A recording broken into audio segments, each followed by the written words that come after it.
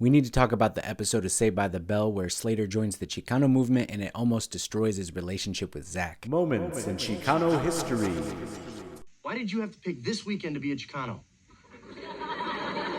The arc of the episode is that Slater realizes for the first time that he's Chicano, and he learns that 25 years prior, his dad changed their last name from Sanchez in order to get into the military. As usual, the episode starts with Zack trying to hook up with a woman, in this case his roommate Leslie. While the college version of Zack is a bit reformed from the Zack Morris's trash high school version, he's still got Dennis from It's Always Sunny in Philadelphia vibes with how he continually pursues Leslie even after she says no. The crucial plot point here though is that she refuses to go on a weekend ski trip with Zack unless more friends go with them. So Zack convinces Slater to agree to go on the trip, and all he has to do is find a date. Meanwhile, Slater meets a Chicana activist named Teresa in his journalism class who starts to challenge him on why he doesn't embrace his Chicano roots, and she invites him to a meeting. There's a meeting tonight of the United Students Coalition for an Independent Chicano Studies Department. Wow, I hope your first order of business is to shorten the name.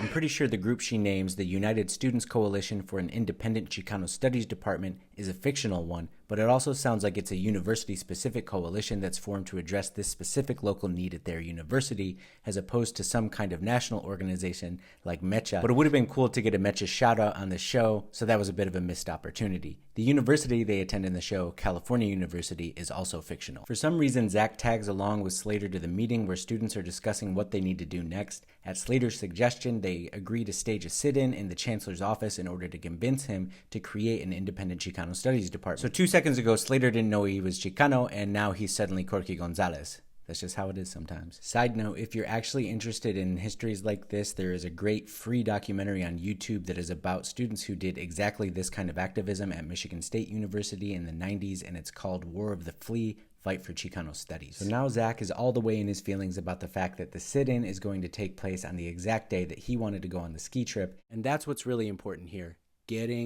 Screech tries to facilitate peace between Zack and AC and restore their longtime friendship, but to no avail. You tell Mr. Whitebread if his biggest problem is a canceled ski trip, then he ought to open his eyes and see what's going on in the real world.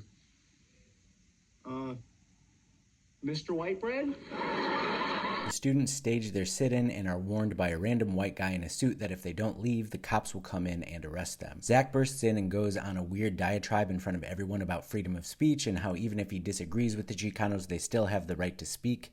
Okay, Zack. The students wind up winning this part of the story because the chancellor caves and agrees to meet with them the next morning in order to discuss their demands. I love Mexican people. Zack and Slater make up, but interestingly, Zack's character still clearly does not care about Chicano issues. He instead frames things around his friendship with Slater. If it's important to you, then I respect it, he says.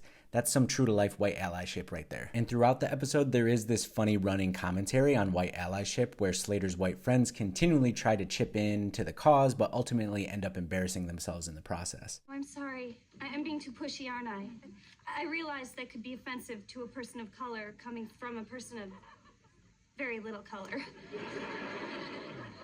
Overall, this is a really funny episode, and at least based on watching this one episode, I think the college years are just as good as the original high school years episodes. I do think that this episode was an important moment of visibility for Chicanos. It originally aired in 1993, and you have to remember that the media landscape was totally different back then.